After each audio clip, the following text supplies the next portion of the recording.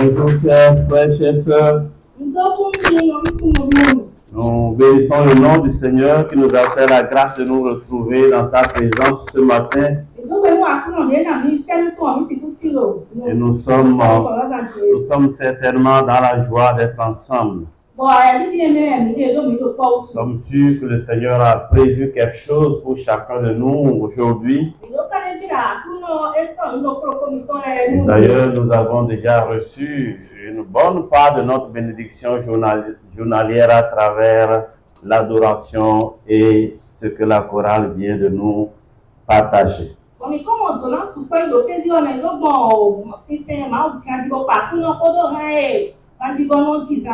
Soyez les bienvenus à ce culte. Bonjour à chacun. Je veux saluer en particulier les visiteurs qui sont très nombreux à ce culte. Chers frères et chères sœurs qui êtes de passage parmi nous, vous êtes les bienvenus. Et notre joie déborde de savoir que vous avez choisi notre assemblée pour partager ce moment de grâce. Autant qu'il vous sera possible, revenez parmi nous. S'il est aussi possible de faire de notre maison votre maison, ce sera pour la gloire de Dieu parce que nous serons toujours bénis ensemble ici. Je voudrais saluer au nom de l'église le couple Salakov qui nous ont déjà salués. C'est le dernier né des couples de l'église. Donc, nous le garderons précieusement jusqu'au 20 décembre. Le 20 décembre, nous aurons 2 naissances. Et ce couple deviendra aîné. Et en attendant, c'est lui, le couple Benjamin.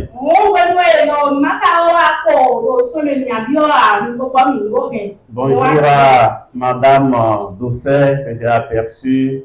Elle est là. Dieu vous bénisse. Dieu bénisse toute son assemblée. Je voudrais vous inviter à présent à prendre votre Bible. Nous allons lire un passage dans Genèse 12, passage que nous connaissons tous.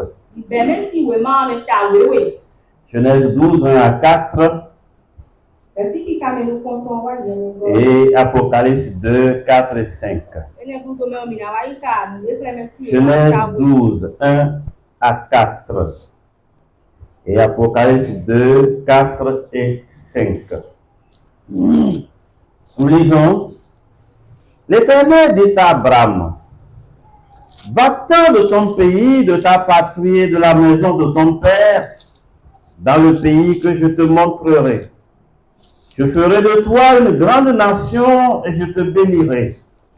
Je rendrai ton nom grand et tu seras une source de bénédiction. Je bénirai ceux qui te béniront et je maudirai ceux qui te maudiront. Je maudirai tous ceux qui te maudiront. Et toutes les familles de la terre seront bénies en toi. Abraham partit comme l'Éternel lui avait dit, et Lot avec lui. Abraham était âgé de 75 ans lorsqu'il sortit de Canaan.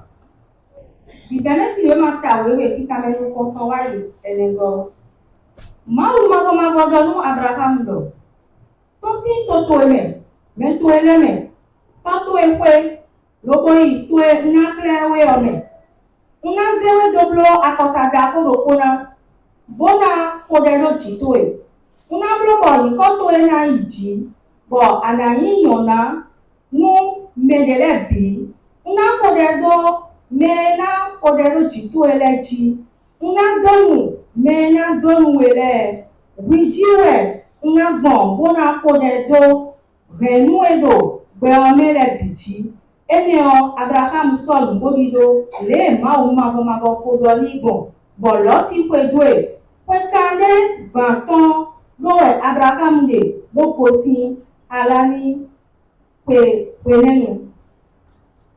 Apocalypse 2, 4 et 5.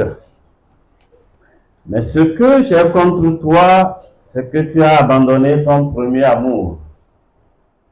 Souviens-toi donc d'où tu es tombé, repens-toi et pratique tes premières œuvres. Sinon je viendrai à toi et j'ôterai ton chandelier de sa place, à moins que tu ne te repentes. Amen.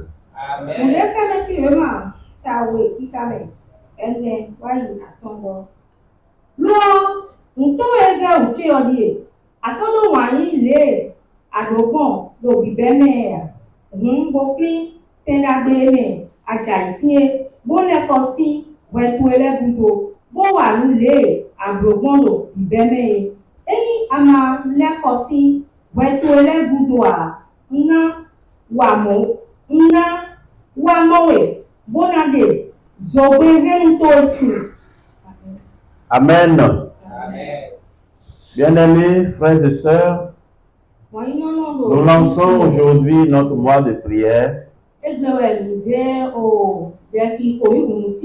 qui est entièrement dédié à l'achèvement de notre temple.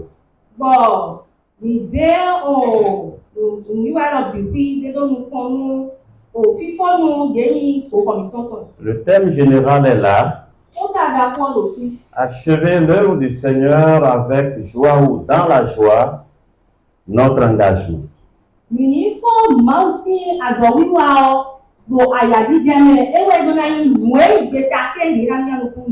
comme message inaugural, le Seigneur m'a mis à cœur de partager ce thème avec vous. Commencer une œuvre est un acte de foi.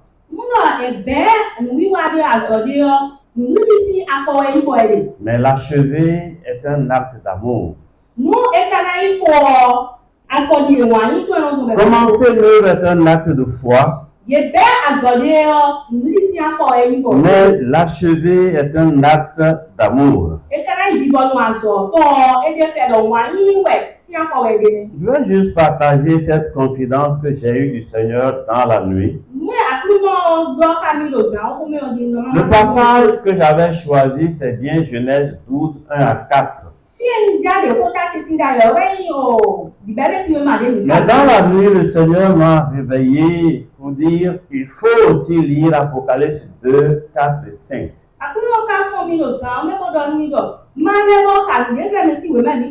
Et au réveil, j'ai dit à maman, je dois ajouter un passage biblique à mon texte. Je ne lui ai pas donné les détails que je vous donne.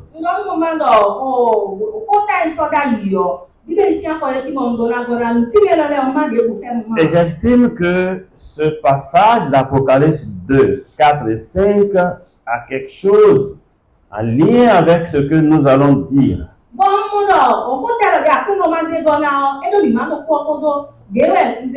Il est facile d'applaudir le commencement,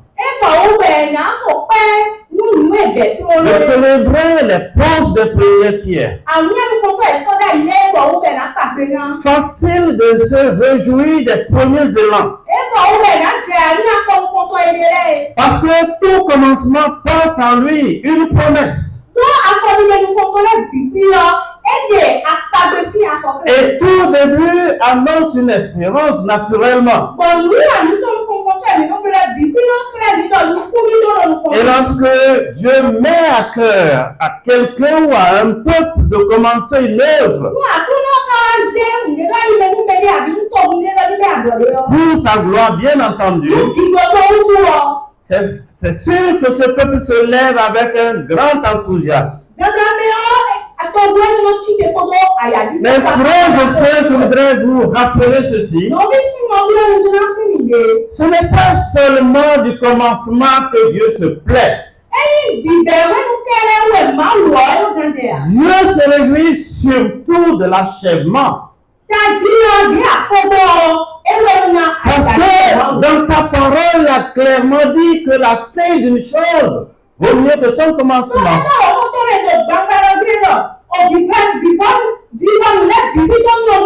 Lorsque nous commençons une œuvre, Dieu est avec nous. Mais Dieu voudrait conduire cette œuvre avec nous jusqu'à son achèvement.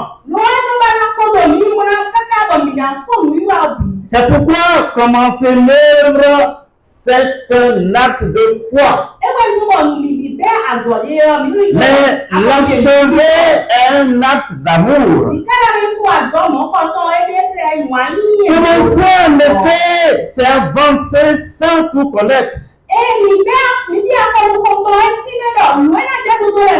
Lorsque nous entamons une œuvre, nous avançons vers l'inconnu. Nous n'avons pas toutes les ressources disponibles. Nous n'avons pas toutes les assurances que ceux qui commencent avec nous continueront à être mobilisés jusqu'au bout.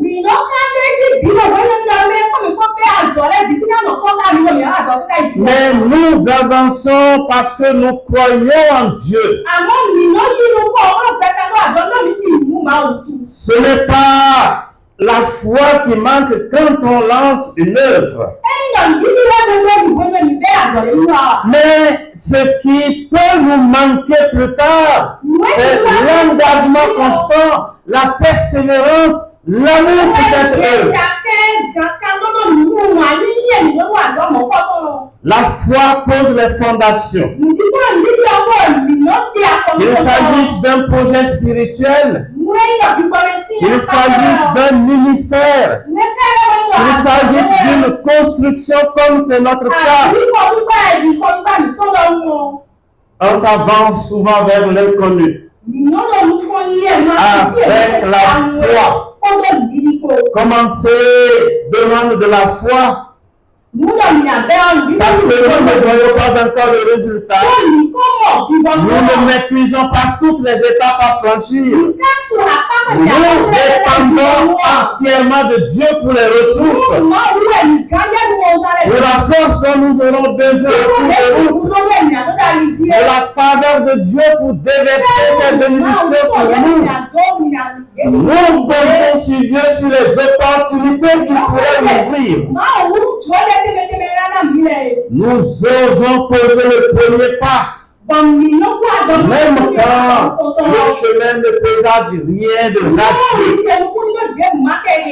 Ainsi, frères et sœurs, lorsque nous lançons une œuvre pour le Seigneur, nous disons ceci: Seigneur, je crois que tu marcheras avec moi. Seigneur, je crois en ta fidélité au-delà de mes moyens actuels. Et si nous pouvons nous référer à Abraham, c'était là son esprit. Dieu l'a appelé à partir, à quitter sa patrie. Et la Bible nous dit clairement qu'Abraham partit sans savoir où il allait. Mais Dieu lui avait expressement dit: va dans le pays que je te montrerai. Et je te bénirai. Tu deviendras la source d'une grande bénédiction. Toutes les nations de la terre seront bénies par toi. Abraham était mis au défi. Son défi, c'était de mettre sa foi en marche, de se lever par la foi. Alors qu'Abraham n'avait pas été éduqué dans la loi de Dieu au départ. Chers frères et chers sœurs, lorsque nous retournons dans l'histoire d'Israël, nous allons voir dans AG 1 que nous ne pourrons pas lire. C'est un passage assez connu de nous. AG 1, versets 7 et 8. Le Seigneur dit: montez sur la montagne. D'autres versets disent même: remontez sur la montagne et apportez du bois. Apportez du bois. Construisez ma maison. Et alors j'en aurai du plaisir. Et le peuple, sous la direction de ce leader, s'est levé et a agi ainsi. Commencer, c'est l'expression de notre foi. Parce que cette fois on voit l'invisible. Nous commençons en disant sûrement ce Dieu au nom duquel je m'engage. Il est fidèle. Il est dépositaire de tous les biens. Certainement, ce Dieu bénira ce que j'entreprends. Et certainement, il conduira ce projet jusqu'à son terme. Dans Esdras 8, non, Esdras 3, verset 8, nous voyons les Juifs qui sont rentrés de leur captivité. Et Dieu dit à ce peuple, je veux que vous rebâtissiez ma maison. Je veux voir votre foi agir. Votre foi doit agir. En montrant que malgré votre pauvreté, vous avez quitté une maison de servitude. Vous ne possédiez rien en propre, que vous étiez en captivité. Mais j'ai permis que vous reveniez à la maison. Et si je l'ai permis, c'est pour que vous rebâtissiez ma maison. C'est votre première mission. Et ce matin, je me réjouis de remarquer que le diable est là. Madame Dossé aussi est là. Je vois beaucoup de personnes que je suis venu trouver ici. C'est juste pour vous dire à vous tous qui étiez là quand j'arrivais que ce chantier a été lancé sous les yeux de la plupart d'entre vous. Qui était là quand on lançait ce chantier. Qui était là. Qui était là quand on lançait le chantier. C'est une église où la mobilité est très forte. C'est vrai. Mais quoi qu'on dise, ceux qui étaient là comme ceux qui sont venus après ont soutenu le projet jusqu'à cette étape. Et par la foi, ils se sont dit, nous conduirons le projet jusqu'à son terme. Non seulement parce que Dieu honore ceux qui commencent, mais aussi parce que Dieu se plaît dans les œuvres achevées.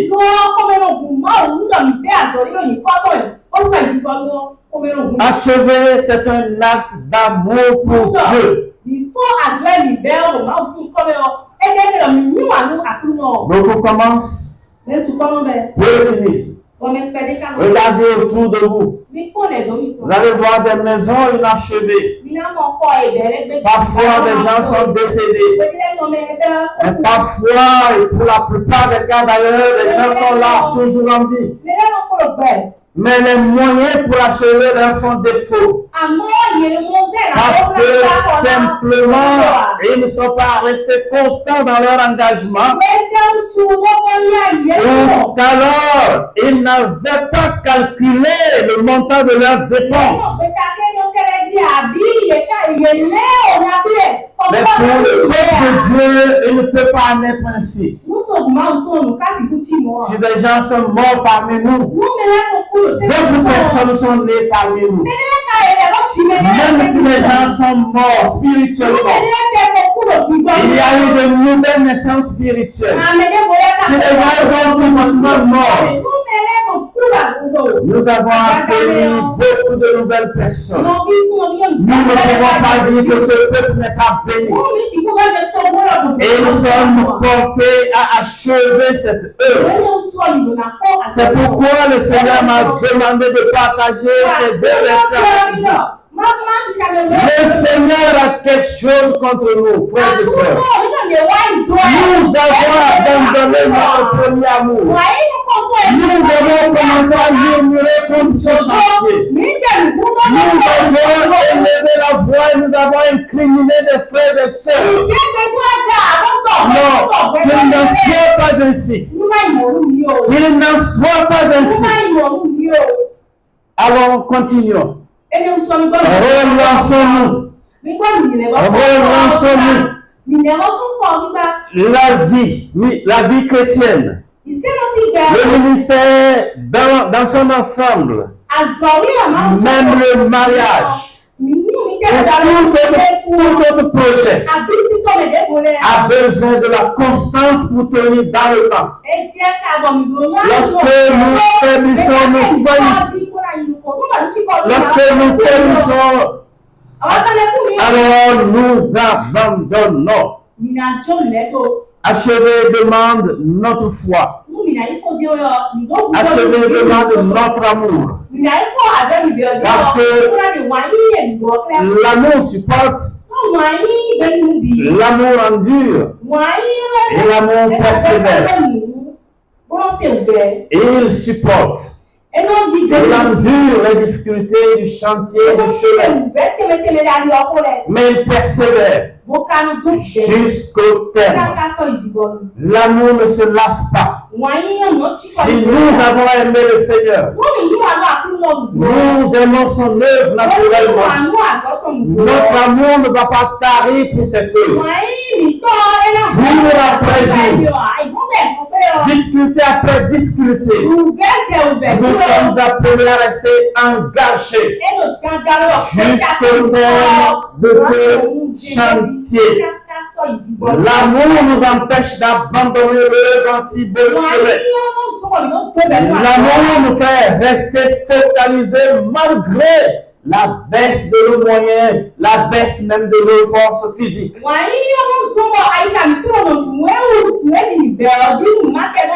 C'est l'amour pour Dieu.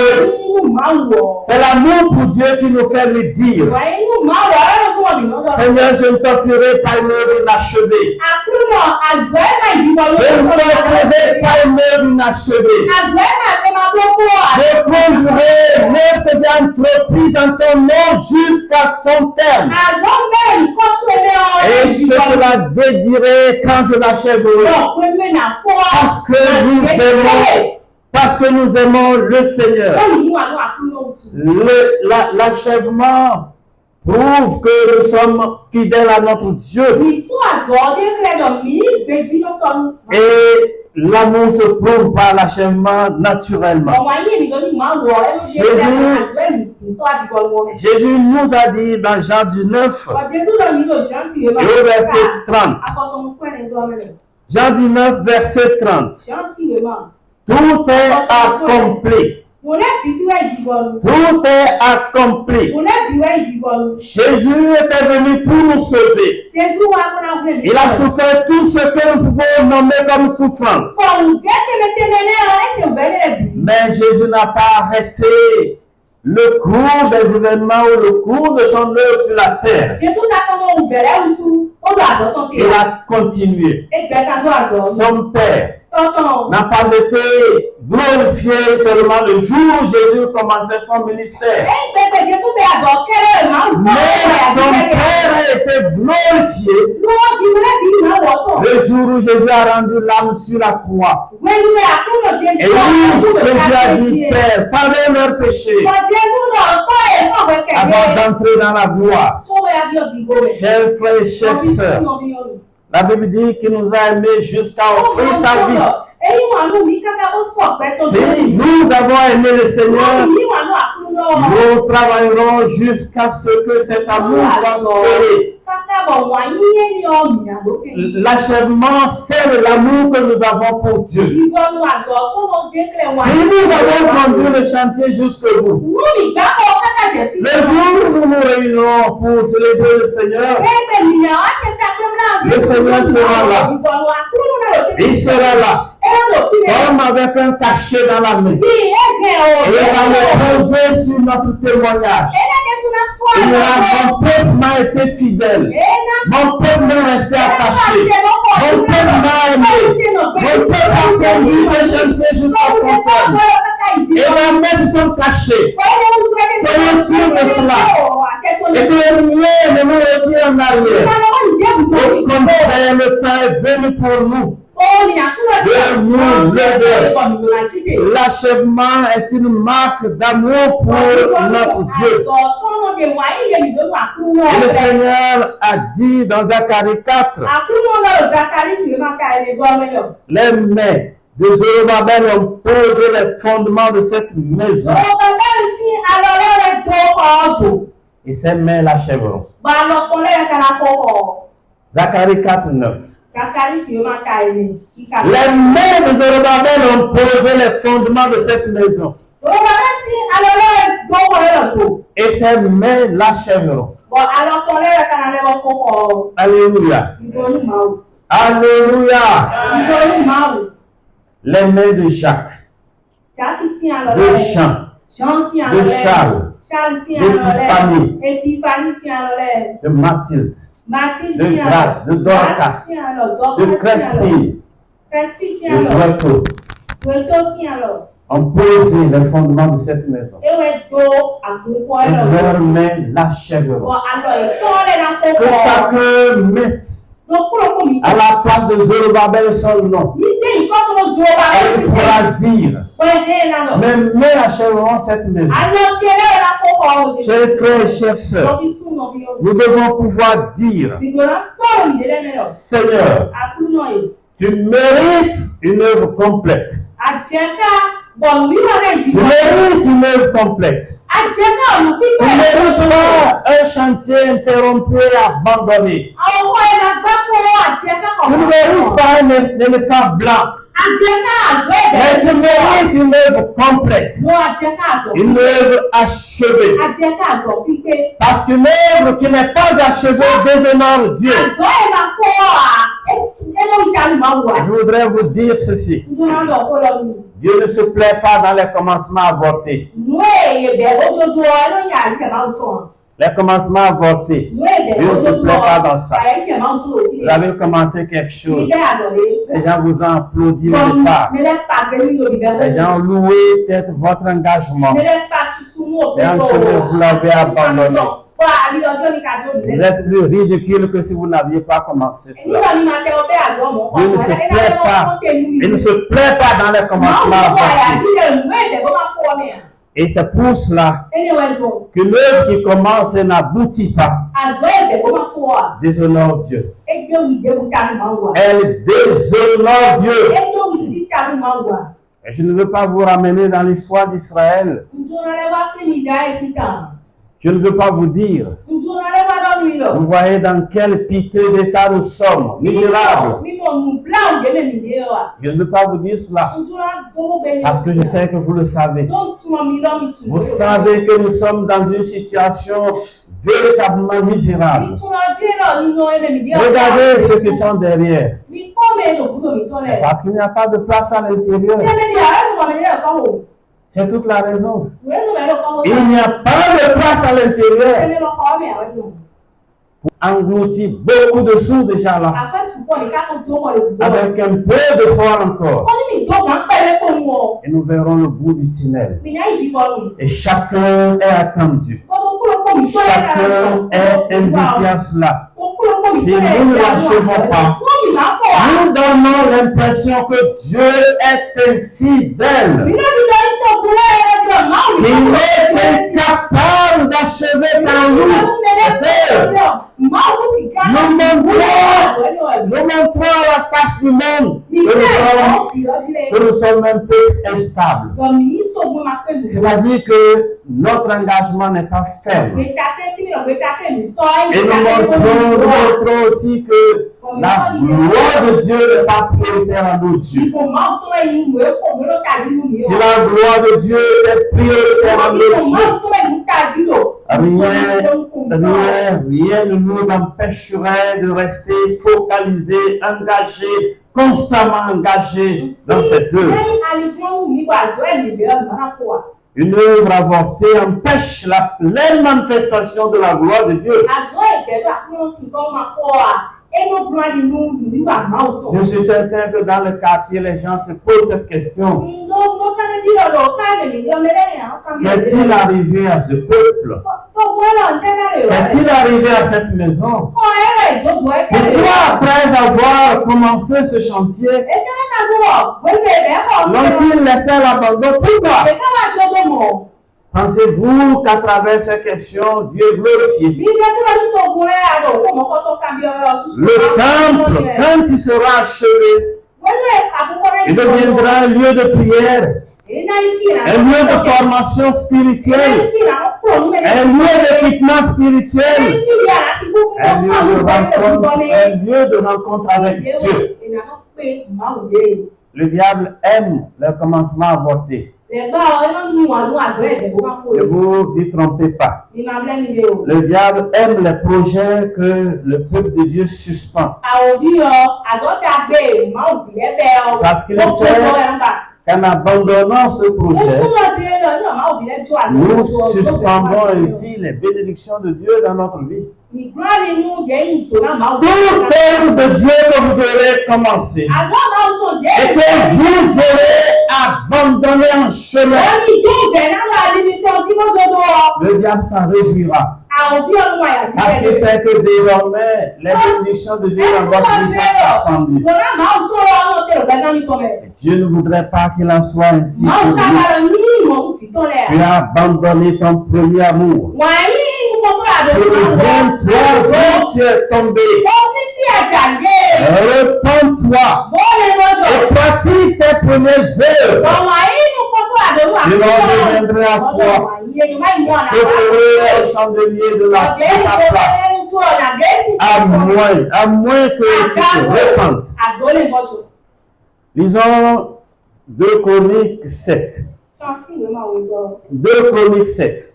Les 3 premiers versets. 2 Chroniques 7, 1 à 3.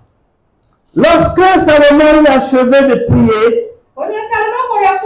le feu descendit du ciel et consuma l'holocauste et les sacrifices. Et la gloire de l'Éternel remplit la maison. Les sacrificateurs ne pouvaient entrer dans la maison de l'Éternel, car la gloire de l'Éternel remplissait la maison de l'Éternel. Tous les enfants d'Israël virent descendre le feu et la gloire de l'Éternel sur la maison. Ils s'inclinaient le visage contre terre sur le pavé, se prosternèrent et louaient l'Éternel en disant: car l'Éternel est bon, car sa miséricorde durera toujours. Frères et sœurs, la gloire de Dieu n'est pas descendue le jour où on commençait ce chantier, cette œuvre. Mais la gloire de Dieu est descendue le jour où on dédicaçait ce peuple-là, ce peuple à Dieu. Parce qu'il était achevé. Si vous avez déjà mis 1 million, 2 millions, peut-être 5 millions et plus dans ce chantier, vous avez bien fait. Vous avez bien fait. Ne vous dites jamais: j'ai déjà fait ma part. Tant que vous vivrez, et tant que le chantier aura besoin de vous, continuez à donner ce que vous pouvez donner. Parce que c'est quand tout sera achevé que Dieu mettra son sceau, son cachet. C'est quand tout sera achevé que Dieu descendra sa gloire sur son peuple. Ce jour où on dédicaçait ce temple, La Bible dit que la gloire de Dieu descend. Notre foi dépend, je veux dire, commencer l'œuvre dépend de notre foi en Dieu.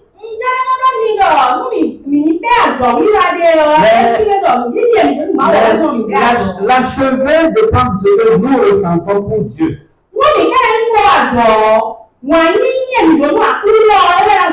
Est-ce que nous ressentons pour Dieu? Est-ce que nous avons de l'amour pour lui? Est-ce que nous sommes tout consacrés à lui? Est-ce que nous sommes des hommes et des femmes qui disent, Seigneur, tu mérites toute la gloire? Il est assez important que comme Paul, comme Jésus et comme Paul après, nous puissions continuer cette œuvre afin qu'au dernier jour nous puissions dire tout est accompli. Et comme Paul, j'ai achevé la course. Bien-aimés frères et sœurs, notre foi nous a mis en route dans ce chantier. Notre amour nous fera l'achever. Alléluia.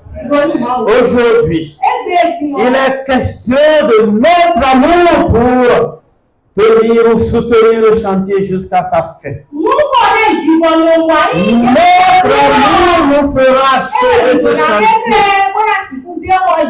Aujourd'hui, toute l'invitation de Dieu, c'est de dire, c'est que chacun de nous dise, Seigneur, ce que nous avons commencé pour toi et avec toi, nous l'achèverons pour ta gloire. Nous l'achèverons pour ta gloire. Il y a un cœur par lequel l'adoration est passée ce matin. On ne comprend pas la langue, mais le cœur dit, le Seigneur est le seul roi, le glorieux, mais beaucoup de gens n'ont pas compris, n'est-ce pas? Je dis, vous avez dit ça? Catalina? Voilà, venez sans les instruments. Pour ceux qui comprennent, c'est bon qu'ils comprennent. Dis ces paroles avant que nous ne prions. Et pendant ce temps, je voudrais inviter ceux qui peuvent rester debout à se lever et à réfléchir à ce que nous entendons. Je mérite tout. Nous et tout ce que nous possédons. Et nous avons commencé par la foi. Je demande notre amour pour soutenir ce chantier. Parce qu'entre-temps, nous avons manqué d'amour, nous avons perdu notre premier amour. Et la Bible dit, repends-toi. Notre Dieu miséricordieux, comme la chorale a dit, va nous accorder sa grâce, va nous relever, va nous équiper de grâce, va pouvoir nos besoins matériels et financiers, va révéler notre amour pour nous et pour nous, afin que nous puissions achever cette œuvre. Réfléchissez à ces paroles. Merci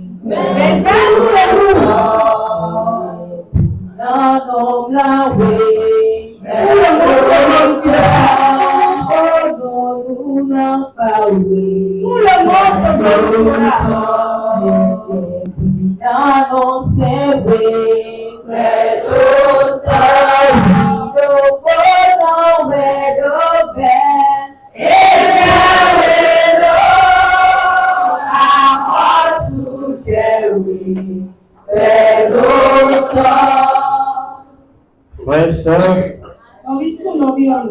la Bible dit clairement que Dieu est glorieux et sa gloire remplit toute la terre. Le Seigneur peut décider de nous arracher tout ce qu'il nous a donné. Mais il n'agit pas ainsi. Et il nous laisse libres afin que l'expression de notre amour pour lui se traduise par ce que nous apportons à son œuvre. La Bible nous a dit ce matin que nous avons péché quand nous considérons ce chantier. Les gens ont critiqué. Les gens se sont désolidarisés des autres. Ils ont cessé d'apporter leur contribution. Parce qu'ils voyaient à travers ce chantier l'image d'un diacre, l'image d'un pasteur. Nous n'entreprenons rien en tant que chrétiens pour la gloire d'un homme. Tout ce que nous faisons, tout ce que nous ferons aussi, nous devons faire ces choses pour la gloire du seul frère Dieu, le Dieu glorieux, le Dieu grand. Nous allons prier. La Bible a clairement dit que nous avons péché.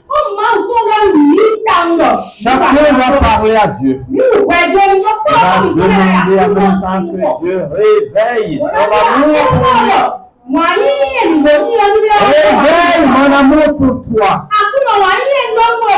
Et mon engagement pour ton œuvre. Prions le Seigneur ensemble. Au nom puissant de Jésus-Christ, pardonne-nous.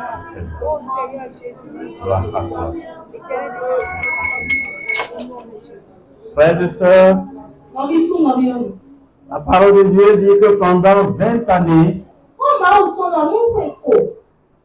Israël avait marché en dehors de la volonté de Dieu, en dehors de sa parole. Et que par conséquent, on n'avait pas fait son œuvre comme il l'attendait. Mais un jour, Dieu est venu parler à son peuple. Dieu a réveillé l'esprit de son peuple, réveillé l'amour de son peuple pour lui. Et tout à nouveau, le peuple s'est reconsacré à son Dieu. C'est à cela que chacun de nous est appelé ce matin. Chacun va prier pour lui-même. Seigneur, je veux revenir à tes pieds avec mon frère, avec ma soeur, afin qu'ensemble, nous puissions achever ton œuvre dans la joie de notre salut, et dans la ferveur que tu nous communiques. Pendant que nous prions, pendant que nous parlons à Dieu dans nos cœurs, maman va intercéder pour nous, pour que le Seigneur nous rende capables de poursuivre cela jusqu'à la fin. Cette œuvre que Dieu nous a fait la grâce de lancer. C'est une grâce si nous participons de Dieu. Le Seigneur nous ouvre l'esprit pour le comprendre et pour nous engager avec lui.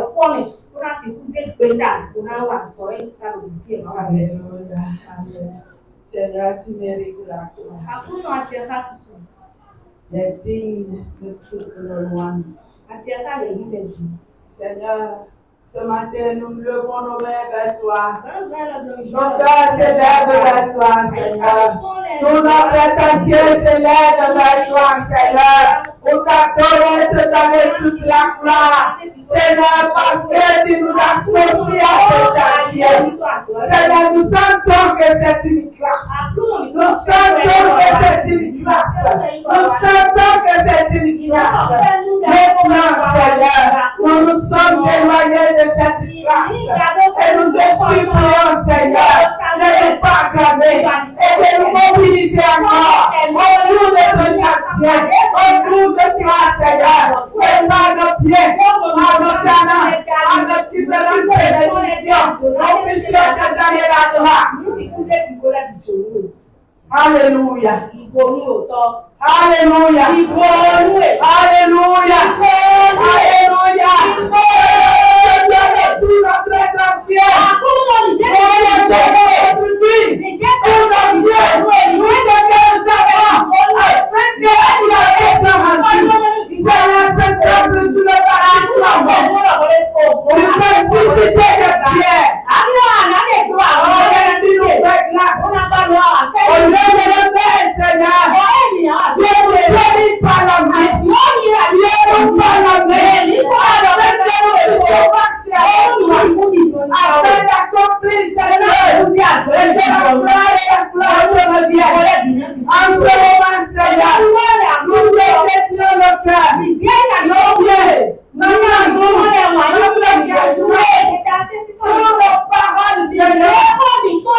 Autour de ce camp, afin que, Seigneur, nous puissions être témoins de ta gloire sur ce camp, dans nos différentes vies, dans nos activités, dans notre travail, dans nos familles, Seigneur, dans tout ce que nous faisons, que le retour soit explosif, pour que nous puissions s'engager. De notre vie, pour ceux qui veulent le sacrifice, Seigneur. Nous voulons te voir. Nous voulons te servir dans l'obéissance, dans l'abnégation totale.